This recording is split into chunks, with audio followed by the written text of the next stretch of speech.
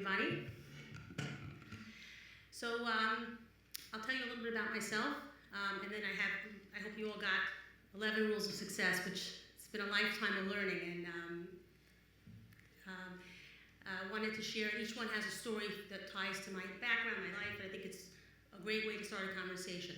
So I often get asked, as I'm sure each of you do, how do you deal with being an Orthodox woman in business? And I'll give a response in this audience that I think will be more meaningful than what I told Cranes when they asked me, and I basically get asked this question all the time. So this Shabbos, I was in Lakewood. A lot of my family lives in Lakewood. And I went to a Shalom Zachar across the street from my sister, and there was a Rabbi Marciano there. Many of you from Englewood may know who he is. I think he's in his 80s. He teaches at Frisch. And he was sitting on a little chair near the women's area, and he was looking for some students. So my daughter and I, who's in the audience, we started to listen. And he opens up a shoftim, and he reads, he says, V'tasha devoru barak ben Avinoam, v'yom ahu lemar.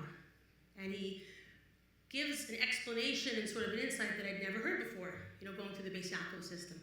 And what he says, it says, V'tasha devoru, it says they sang together, and it uses a lashon yachid, it uses a singular. So what does it mean?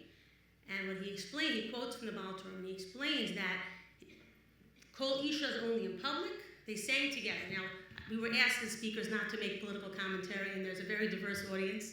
So, I'm not making a religious statement, I'm making a communal statement. And the communal statement is, V'tasha devorah barak, they sang together. And it uses Lashon Yachid, and the Baal Torah explains that when it says Lashon Yachid, it means the first person quoted was the more important one. And I think to a group of Orthodox women, each of whom is active in business, I think the message is very powerful. It's that the things that each of us accomplish and the things that we need to accomplish as a community, the woman's role, I think, is a crucial part of that. So I wanted to start with that little story. And, for finding someone, I think the beauty of our religion and the various communities, regardless of where you find them, is sometimes you find the Rabbi Marciano from Frisch in Lakewood, and Shivim Panim L'Torah. There are many ways to understand things. So moving on from there, my background, I call myself an accidental entrepreneur and an accidental developer. I neither started out wanting to be an entrepreneur nor a developer, and they both sort of evolved, as I'm sure many of you in the audience found throughout your career. So, what I do is, I started out, I have a master's in business from Bar-Ilan University. I wanted to be originally a journalist, then I wanted to go into marketing. I found myself living in Israel during the tech boom, and I ended up a venture capitalist. And then when I moved back to New York after the market crashed in Israel in 2002, it was a really bad time to be in the venture capital business. So I ended up moving into private equity and ultimately started my own company in 2008, which was probably the worst time to start a business, especially if you wanted to be in financial services.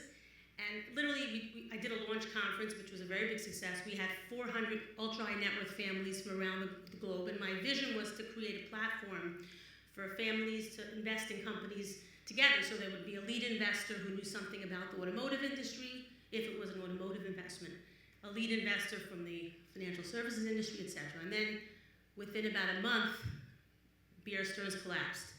And all of my potential investors said, we love you very much, but not a good time to start making new investments. Maybe you could help us restructure our old investments.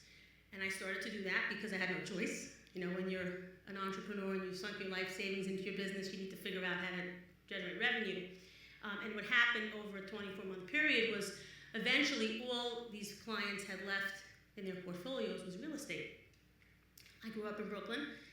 My family happened to have had a business in Williamsburg in the 80s, and I was somewhat familiar with the areas where these real estate developments were. And I went in, I wouldn't say fearlessly, it was fearful, but you do what you gotta do. And I ended up a real estate developer. So I'll just run through some of my properties, and then I'll tell you more about my story as we go through the rules.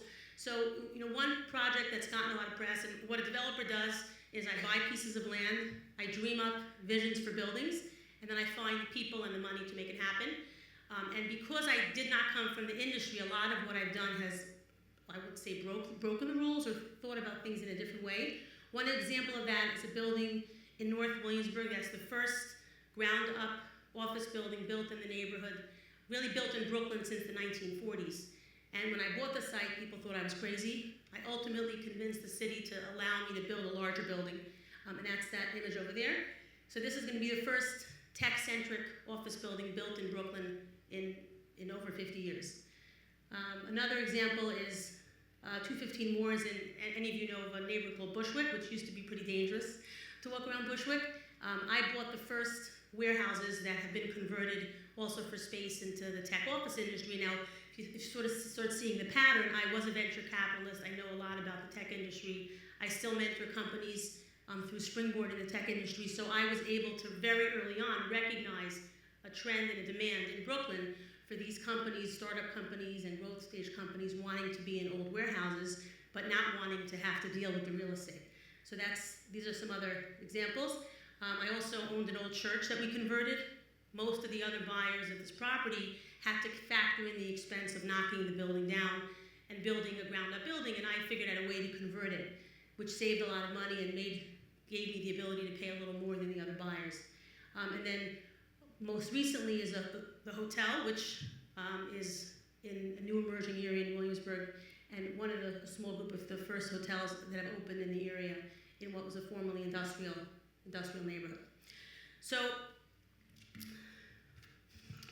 going back to the beginning. 11 rules of success. So, in 1998, I found myself living in Israel, and I always wanted to be a writer. And in 1998 in Israel, the buzz was the tech industry.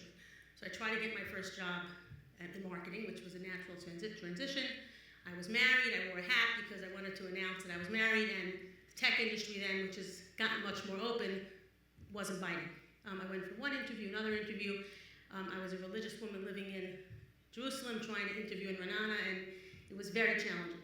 I ultimately decided to pursue my master's in business at Bar-Ilan University to try to break in and make some connections, which worked out well. And I remember, so I went to Touro College. I was pre-med undergrad, knew a lot about science, but very little about business. And in my first microeconomics course, which was taught by a French professor to make it really difficult, I barely understood a word she was saying, even though it was in English technically. I was surrounded by a bunch of Ivy League, it was like probably about 70% male, 30% female, and everybody was writing notes furiously, and I didn't know what was going on. So I sat through the first half hour of class, and then I was like embarrassed, like I didn't know what was going on. I didn't know any students either, so the second class, I basically found the nerve and I started raising my hand. And I would ask 100 questions because microeconomics is like its own language, and if you don't know the words, you can't follow the class. I felt really stupid, but you gotta do what you gotta do. And I kept telling myself, well, you're not from the business world, and it's gonna take time to catch up. And the course continues, and now all of a sudden we're at the midterm. And everybody's crowding the professor's desk, and they're arranging a time to go to a study session. And I walk over, I'm like, I want to join too. She looks at me, she says, you're the only one who knows what's flying. You don't have to come. So that brings me to my rule number one, which is, rule number one in life, ask questions. The only stupid question is the one you don't ask. And that's really been a lifelong lesson to me, and it was very impactful in my ability to go from being a venture capital investor to helping investors restructure, bad investments and bad loans, because I found myself in an environment where I just asked the stupid questions. And what I discovered was that after the crash, as we all now, and for those of you who have seen the movie The Big Short, we know that even the creme de la creme, the Goldman Sachs of the world, people sat in meetings and nobody bothered to ask. And a lot of what was elementary was missed. So that's sort of rule number one. And I'm sure as you're going through your careers, you've had that moment when you feel like you should know what's going on, you should have the answers. You gotta always ask. Rule number two is always break the rules. So I'll give you a little story. So I have 3 children. My daughter's here in the audience. She's 14. She's at, and there's a rule about that later on my list. And I have an 11-year-old son. And my son wants to be a pro baseball player, which of course you'd imagine as a female entrepreneur I encourage. And we talk about what it means to be from and be in the sports world. Every time I read about players that are from, there are a couple of basketball players, and he has it all figured out because he wants to be a pitcher. And a pitcher plays only 5 days, so a pitcher can keep shots. So of course, every time he plays, I go with my camera and my phone and we're snapping, and last year he made it to the Little League World Series in our community. So it's Queens and Great Neck. And the coach happens to be my CFO because my son, of course, made that should have. He put us together. And he's sitting there, and he's on. I'm not a baseball person, so anyone who knows more than me, just excuse the errors in the story. But the long and short of it is it's a tied game, and they're like ready and over, in going overtime, and he's basically on second base, or first base, and the coach, who's our friend, he looks at him and he's like, no, my son understands. Don't steal a base. Don't steal a base. Don't steal a base. And what happens? He steals a base. So now he's on second. Now, I always forget the rules with Little League, when you can steal a base, when you can't. To make a long story short, kid hits the ball, he gets to third, my son scores a home run, the game is over, they win the game. So in the split second that he's walking over to me, and his coach is looking at him, I'm thinking, what do I say? Do I tell him, what'd you do? You didn't listen to your coach. But he knows my life story. He knows the rules that are spoken and unspoken in our household. So I just smiled and nodded him, and he nods back. And he understands in that moment, it's tough to be a mom who sort of breaks the rules and tell a kid you did bad when he did good. But I like to think that in that moment when he made that educated decision to break the rules and steal the base, even though coach said not to do it, that he took the time to learn the rules first. And I think that to be successful in any field, especially as a woman with the challenges women face, the burden is higher, the bar is higher. I'm sure you've all experienced that in your lives. And I encourage everybody to break the rules, but put the time in, whether by studying, mentoring through these groups as amazing as this one, to learn them first. And that's sort of, I think, a critical part of my success journey. The next rule is trust your gut, but learn how to hear its message clearly. So I have, when I got involved in real estate in 2008, I had a partner. We built a very successful portfolio. And then in 2014, I discovered that he had taken certain steps that put our business at risk. I tried to reason with him, was unsuccessful, and ultimately ended up in court, having to defend against a personal guarantee that I had given on some properties. He had taken some irregular steps by raising money against these properties in violation of our senior loans. And I remember the first time we went to court, my lawyer calls me and says, we're going to be in court tomorrow at 10 o'clock, and I'll call you afterwards and I'll tell you how it went. And basically, I said to him, what are you talking about? You're going to court? I'm going to be there. You can just translate for me. He said, no, nobody does that. Nobody does that. Just the lawyers go and that's it. And to make a long story short, and actually I jumped the order because the story's a little complicated, but make a long story short, of course, what did I do? I'm curious, I'm interested, my livelihood's at stake, I went. And I went once, and I went twice, and I went 3 times, and I went 4 times. And I was there, and I was able to understand what was going on, and ultimately, of course, the goal of most litigation is to settle. And what I learned as part of this process, which was the first time I had been in court, the first time I was involved in something as complicated as this, we managed to settle. And the thing it taught me, and I'm jumping ahead to rule number 4, is always show up. And at one point, the story that I think is most meaningful is towards the end, I was standing in the hallway, and if you've been to court, you know that the judge has basically a clerk, and the clerk has a tremendous amount of control about what he hears, what he reads, and the clerk waddled over to me, he's a heavyset guy, and he goes, I know who you are. He says, I have Google. I know what's going on. He says, just keep it up. Just keep it up. And it was like an earth-shattering. Like it was the end of what was happening, and we were settling, but it was meaningful to me that somebody noticed. Somebody noticed that when it wasn't easy and I have to get to downtown Brooklyn and to get to the court, and I like to be at home in the mornings with my kids, and sometimes the court appearances were really early, somebody noticed and show up, always show up. I think half the battle is showing up. That brings me back to rule number 3, how I even figured out that something was wrong. So people always talk about trusting your gut, trusting your gut, trusting your gut. I find that is the most difficult challenge, whether you're a man, whether you're a woman, certainly in business, because it's hard to hear its message. Life is very noisy. There's so many inputs coming in. What is your gut telling you? Sometimes it's not so clear. It's not so clear what the right decision is, and it's not so clear what the right message is. And I found myself in such a moment when prior to discovering that my partner had raised this Israeli bond offering, without my consent, we had a process in our business. We closed loans a certain way during construction, and we did loans a certain way when we finished our buildings. And my partner came to me and asked me to change things, and didn't give me an explanation that felt right. And we had a 5-year history. We trusted each other, but something didn't feel right. And I just kept asking questions. And everyone at the table, the lawyers, the mortgage broker, said, "What are you making a ruckus?" And it just didn't feel right. And I think that, the idea of being a yisera of women, like I sometimes have arguments with people that I'm dealing with in business, lenders and others, when something doesn't feel right. I don't think men always understand that. I think not feeling right is hard. How do you explain that? How do you describe that? But I think if you look at people that are wildly successful, whether it's a Steve Jobs or others, they learn how to hear that inner voice, for lack of a better word, and how to trust it once that message comes through. So I stuck to my guns. I kept digging, asking questions, and ultimately discovered that the reason why my partner was insisting that we take out less debt than we usually do is because he had already taken out money on the side against some of these properties. And that led to this, this whole exploration, and ultimately, we split the business, and I'm in a much stronger place at this moment.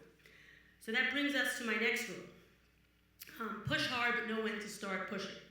So in one of my first jobs, when I came back to America after my stint in the venture capital business, I was working for a family, helping them do investing, and there was this pressure to do our first deal. And I was meeting a lot of companies, screening a lot of opportunities, and you go down the path and certain things don't work out. You find out something about an entrepreneur, someone steals a deal from you, which happened a couple times, and et cetera, et cetera, et cetera. And finally, we got to a point where we finally had our first deal. And there was all sorts of hiccups, like the last minute, the lawyers, brought up new problems, and I said, this is it, and I just kept fighting through it. And every time there would be another challenge, I would sort it out. And this went on for 2 months, and then ultimately we closed. And after we closed, it turned out that the guy had one beta site, but there was a lot of technical issues. He was too early, and make a long story short, it turned into a 2-year odyssey fighting to sort of get our money back and stabilize the investment. And it was a very important lesson for me. It was sort of my first independent job, where I was the chief cook and bottle washer. I was the boss. I was creating everything. That it's important to push. It's important to look under every rock. It's important to try hard, but sometimes life is sending you a message. Sometimes God is sending you a message. Sometimes you have to stop and try to find that gut, going back to the previous rule, and know when to stop. And I ended up losing a lot of money, and it was a lifelong lesson about sort of that balance between grit, extreme aggression, and then knowing when to pull back, when to sort of take a step back, take a breath, and say, maybe this opportunity is not meant for me. And we all know, we've all learned that the opportunities you pursue, sort of knowing when to say no is sometimes the most important part of success in business, because time is your most valuable resource. That brings me to my next rule, which is figure out if you're a bird or a fish. And there's all sorts of rules and things that I handed out, things that have been meaningful to me in my career, but this one is really, I think, really critical. And sometimes, especially in an economic environment like the one that we're in, where typical 20 years you work for a single company, that sort of has gone away. There's so much more mobility, especially as women. Oftentimes we make choices to change careers if we're professionals, or to start our own business because of life situations and wanting some flexibility. I think the challenge and the need to understand who you are, what you love to do, and what you're brilliant at is so much more critical. And you could read my whole long story here, or just flip to the one, a quote from Albert Einstein that says, "Everyone is a genius, but if you judge a fish on its ability to climb a tree, it will live its whole life believing that it's stupid." So over the years, what I've learned is that I'm great at the bigger picture. I'm great at making things happen. I'm great at the startup.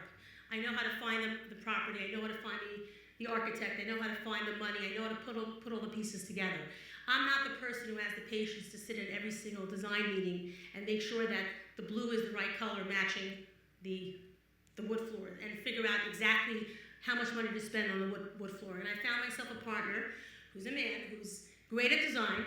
I think I'm pretty good at design, but design is, there's the vision and then there's the implementation, who comes out of the construction business, and he's really a perfect complement to what I do. And it doesn't have to be a partner. It could be a service provider. It could be a resource. It could be structuring your business or your day around being in that sort of moment of flow, doing what you love. And I try to explain this to my son, who's, we're struggling now with making sure he puts in enough time to learn Gemara, and there are other things that are a lot more exciting, like knowing every single stat of every baseball player since the 1930s. And the idea that in life, we don't always get to do only what we love. You have to do things you don't love. You like to cook, but you also have to peel the vegetables. You also have to clean up. You love your job. Maybe you don't like dealing with taxes. That we have to, the sort of the art and the ability to look within yourself, figure out what you love to do, try to create a space for yourself in your work environment that allows you to do that as often as possible, and then making sure that you surround yourselves by people or resources that are brilliant at everything else. And that's been a crucial learning sort of trajectory for me in my life, in my business. That brings me to the next rule, which is, so it's actually, success requires you to step out of your comfort zone. But the way I like to explain that is it's okay to be uncertain and afraid. And I think that, you go through life and you look at my iceberg image that shows success and then it shows everything else. And especially in this age of Snapchat, Instagram, Twitter, we see the blurbs, we see the moments of success. The picture, and there was a great article in Business Week about the creation of an Instagram star. If anybody hasn't read it, you should read it. Basically, this guy says he wants to have X number of followers, and it makes you think about people's postings in a totally different way. He writes how many people were involved every time he took a picture, every time he posted anything. So it's all contrived. It's all sort of part of the story, and that is success. There was a great story I once read about the founder of Silk, the soy milk company, and he called himself. He said, "I'm a 25-year overnight success. For 20 years, I tried to sell tofu." And I was so poor, I had to live in my in-law's garage, and my father every morning would say, "Joe, are you still busy with that junk? Nobody wants to eat?" And then he said, according to how he tells the story, which may or may not be true, he says he was sleeping one night and he saw cows jumping, and the words silk, soy milk, sort of kept running through his dreams. He woke up in the morning and he said, "Okay, I love tofu, but obviously America doesn't, so maybe we'll try a variation." And he launched Silk, and within 3-4 years, they sold the company for $2 million. But all of those years of hard work, understanding his product, understanding the market, that all came to fruition when he finally found his niche. So I think that's so critical. And the moments of time, and for me, that moment was when I started my business in the end of 2007, early 2008, and we had this wildly successful event, and everybody loved what I was doing, which was trying to create like a multi-family office platform in the investments world to let families co-invest. And I had Alan Patrickoff, the founder of Apex, one of the most successful private equity funds, who had started as a family office investor, gave my keynote, and like a who's who of families. My partner had worked for the Agnelli and the Wallenberg families, and it was a brilliant idea, and everything was poised, and then all of a sudden I remember watching the screen when the world fell apart. And like, what do? I had quit my job, I invested a lot of money, I took space, and it was all poised for this moment, and I had to sort of sit back and find something else to do with my business, which is still called Heritage Equity Partners, but I allowed myself to step into areas where I knew nothing almost, but following all these rules, asking questions, figured out a niche in the real estate market, which brings me to the next rule, which is when everything is upside down, it's your moment to shine. So I'm sure there's a whole diversity of industries represented here in the room. And I know I've been asked by people, like a lot of, generally I find myself in meetings or on panels in the real estate industry, and I'm the only woman. I've become like the token woman. The city invited me recently to a round table about a city-owned site, and it was like the 65-year-old head of Rodeo and whatnot, and me. And basically, what I realized was as follows. When I started out in real estate, I didn't know anything. I mean, literally, I didn't know anything. And I had these families who had seen that I helped them unwind complicated financial instruments just by asking some really stupid questions. And they said, "You know what, could you try to help us out over here, because the real estate market's illiquid. The market just crashed. We have these half-built buildings in Brooklyn, And the developers are telling us that if we don't give them more money, the banks are going to take the buildings away. And I did a couple really simple things. The first, which nobody seemed to have, it hadn't occurred to anybody, was I started doing some research on these banks. Because banks, that was the federal government. When the banks said, I'm going to give you money, guess what? They gave it to you. Except in this case, they couldn't, because many of these banks were basically bankrupt and were getting shut down by the FDIC. So the first thing I told these clients was, that's not the path. The path is not to think the bank is going to come through for you. And then I went and I started speaking to local real estate brokers and discovered that in a lot of these areas there was really strong demand from tenants, and all you needed to do was get the building built. But there was no bank debt. So what to do? I came from a background of private wealth management. I had a lot of very wealthy investors that I knew. So I had this crazy idea that maybe some of them might want to serve as my bank. And it was a little bit nuts. It was a bad moment, and the first few people laughed at me, literally. But after a while, my pitch sort of refined itself, and I ultimately convinced some very smart people to lend, me and my clients money, and we built the buildings without bank financing. And to date, I don't use bank financing in my development deals, even though I could, for a whole slew of reasons which we can talk about if anybody's in the real estate business. And in the last year or so, I've been reading articles all about, the methodology that I used because I had no choice.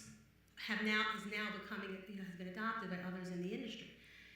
Everything from buying a piece of land but not knowing exactly where the rest of the money came from.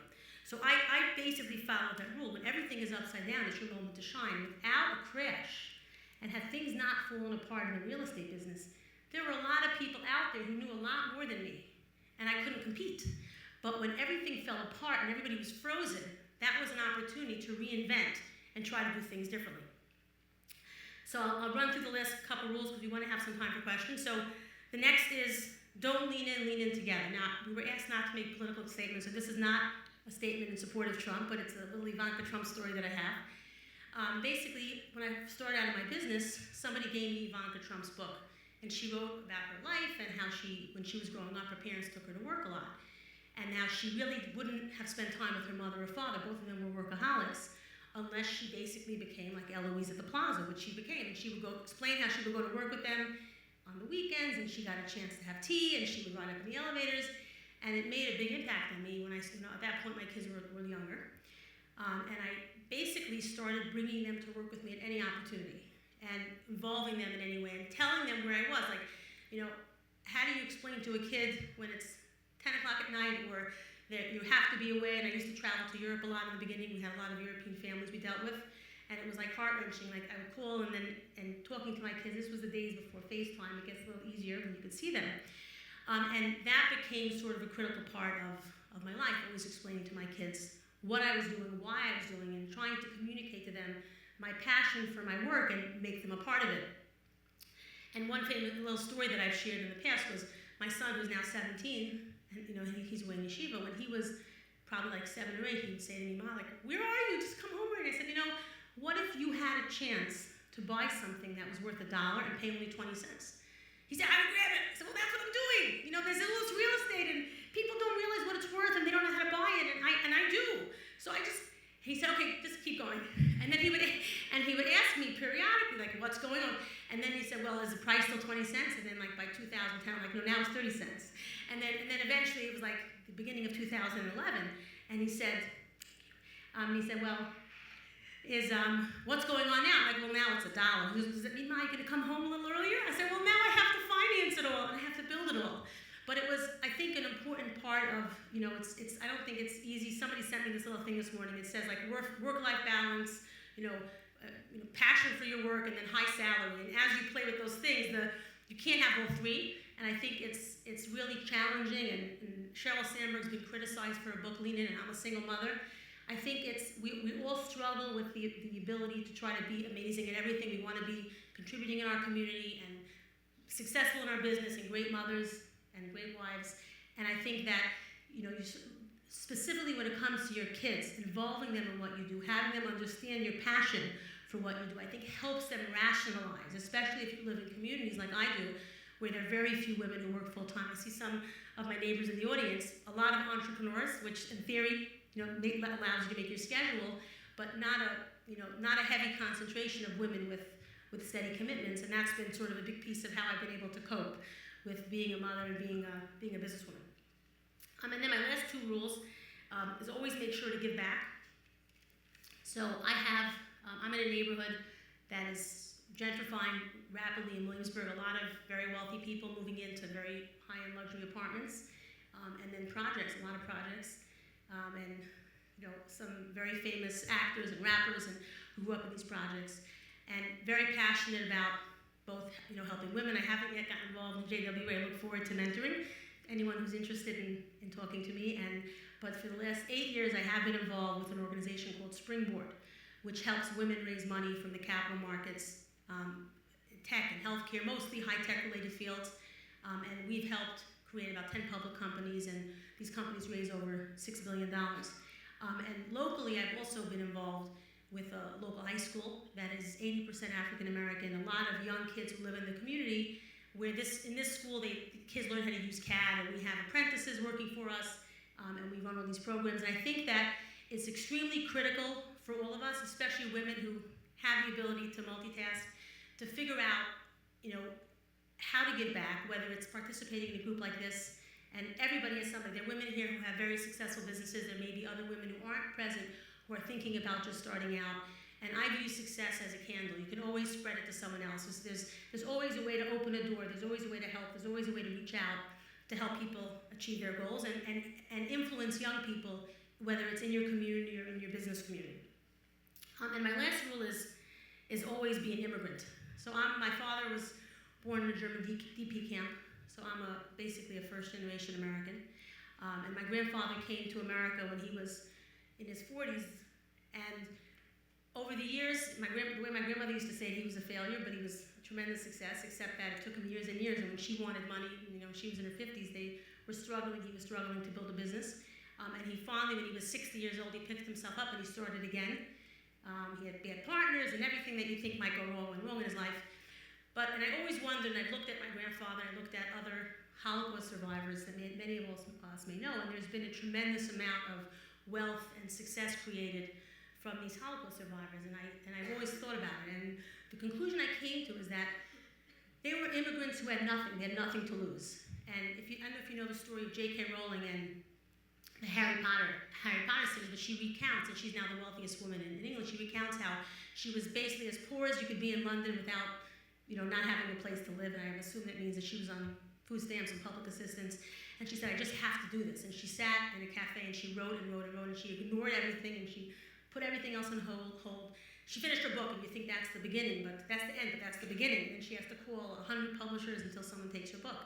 And I think that each of us teaching ourselves how to be an immigrant, how to find something that we're passionate about, and being willing to do anything necessary to get there, and having no fallback position. Fallback position is only take another step forward, find another way to be successful.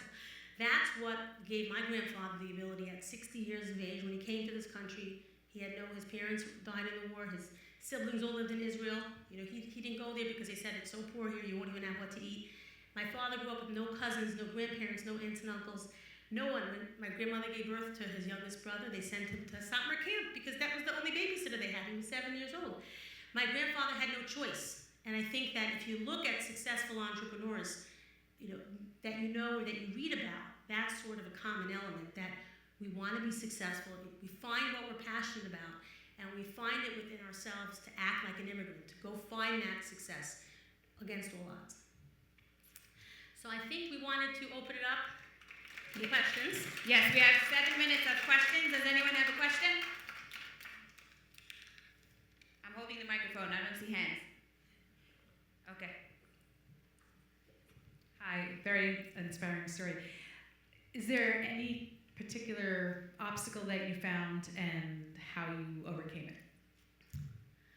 So I think that in my industry, you need to raise a lot of money constantly, whether it's debt or equity.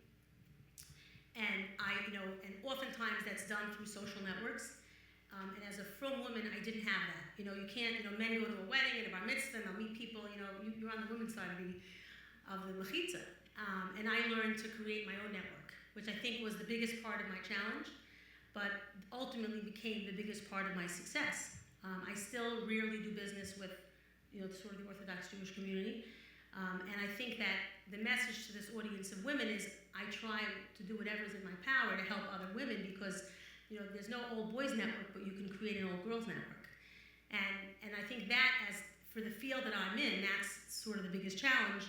And the same thing is true with Springboard. Springboard was started, again, no political statements, Springboard was started by Hillary Clinton. And I don't know why it's not spoken about more. It's had a huge impact on the lives of thousands and thousands of women who have managed, I think it used to be that only 3% of venture capital went to women-owned businesses, and now it's gone up to 7%. 7% is a tiny number and a huge number at the same moment. So, I haven't been in traditional corporate environments, so I don't know to the extent that women help women in that when it's a little maybe more politically rife. But I always encourage everybody to think about members in their community, people in their field. I have an unusual number of women working for me in construction management. I met a woman at the Schetelmacher, and she was finishing architecture school, and she works for me today. So I'm always networking, trying to find women who are interested in construction management, design. And we run one of the few apprenticeship programs in construction. So I have a lot of young people coming to work for us where we literally train them in.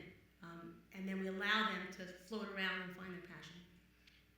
Anyone else? First of all, thank you. It was wonderful. I learned a lot. Did you have someone mentor you? So I was very lucky, and very early in my career, as soon as I moved back from Israel, which was like in 2003, I was at this conference in Washington. I was part of the Angel Capital Association, so I always joined groups, networking groups, and they invited me to speak at one of their events. So it was probably the first time I spoke. I was very nervous, but at the end of it, this woman came over to me. Her name was Amy Millman. Amy lives in Washington. She was the CEO of Springboard, which at the time was a pretty small organization. And she came over, she gave me a huge hug. She's like, "Where did you come from?" She saw I was wearing a sheitel, I'm religious, and she's Jewish, but not, totally unaffiliated. And she asked me to be part of her national advisory board at a time where I don't know how much I had to add. But I was part of this group of women who were much older than I, so I got to meet Jerry Laybourne, the CEO of Oxygen Network, and Kay Koplovitz. And Amy became my mentor. And she was very busy, and she would come into New York like once every 2 months, and she always made sure to call me and ask me if I had time to meet her, as opposed to the other way around. And one of the crucial things she said to me pretty early in my career was, "You're doing too many things."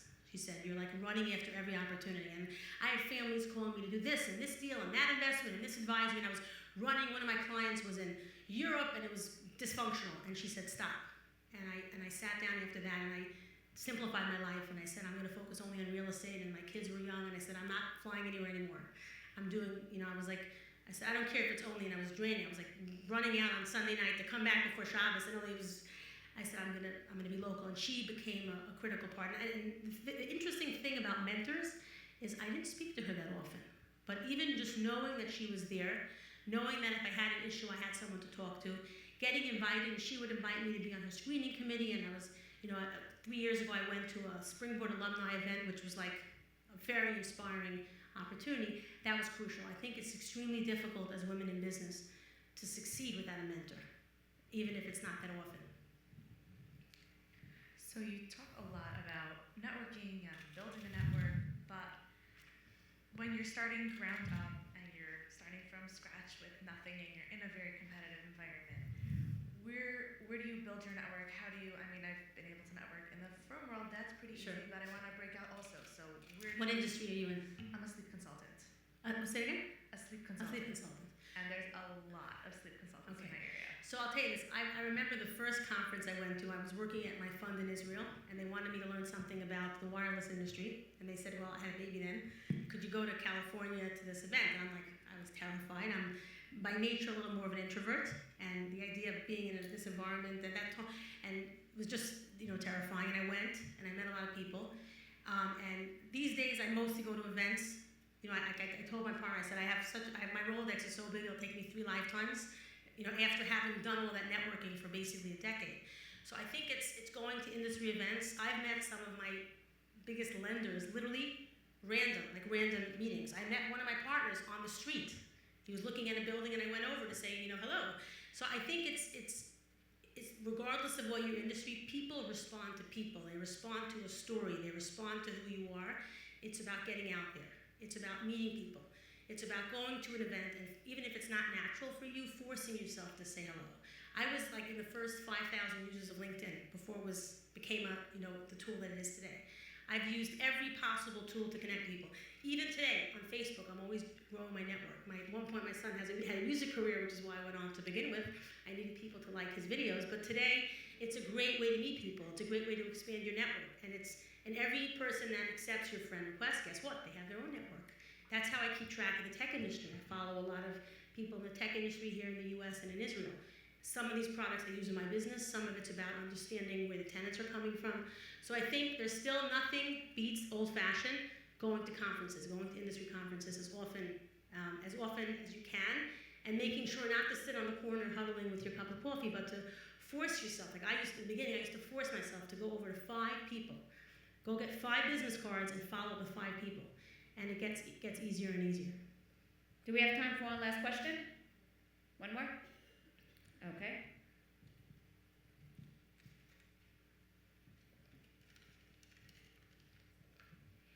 Hi, and thanks so much for sharing so much of your background and stories. I think you said you were in venture capital and technology, and you also said that you don't go to banks to get your lending and your capital. So do you still tap into the technology world to get some of your funding for your real estate projects? So my real estate projects are funded primarily through basically ultra-high net worth investors and funds. And the benefit and sort of the rational trajectory of my background is I was probably one of the first developers in Brooklyn to recognize that the tech industry wanted to be there. And that's simply because I recognized it. I was part of local tech meetup groups. I knew who the people that were in my buildings, my residential buildings. I saw where they worked. And then I bought a property it was a retail property. There was an American Apparel store, and I found a gaming company on the 2nd floor. And I recognized the opportunity. And what the guy said to me was, yeah, all of us, we live here in the neighborhood, and a lot of us don't like to commute into Manhattan. And this was already in 2010. So, I call myself the venture capitalist in the real estate business. To be a venture capitalist, you need to look like 10 years ahead. To be a venture capitalist in real estate, you just have to listen to the whisper of the market, which the reason why most people could not do what I did was because the way bank loans are set up, it's a Gordian knot. You need to have what they call comps. You need to show somebody did it before you. Now, if somebody did it before you, guess what? You're not paying a price for the property that justifies the kind of risk you can take to do something that's a little visionary. So once I cracked the nut of finding sources of financing that didn't require comps, I was able to be one of the first hotel developers. I was able to be the first developer of a ground-up technology office building, the first developer of a converted warehouse in Bushwick, because I found sources of capital that weren't simply following the rules that said, well, nobody did it before, so I can't give you money to do it. And I think regardless of the industry you find yourself in, I think to be successful as an entrepreneur, and the same is true as a professional, you have to figure out what you're brilliant at and try to find an angle. And that's what I was able to do in my career, and even as a sleep consultant. Figure out, why should somebody, you're always selling yourself, why should somebody hire you? Or why should somebody buy your product? It starts with understanding and differentiating what your product is. So today people know, like when I go out, I used to get calls, are you nuts? Why are you doing this? Now I get calls, you're nuts. Why are you doing it? And what is your plan? And and that took years of creating hard-won success, but thinking out of the box and doing things differently. Okay, thank you all, and wish you all good luck with your businesses.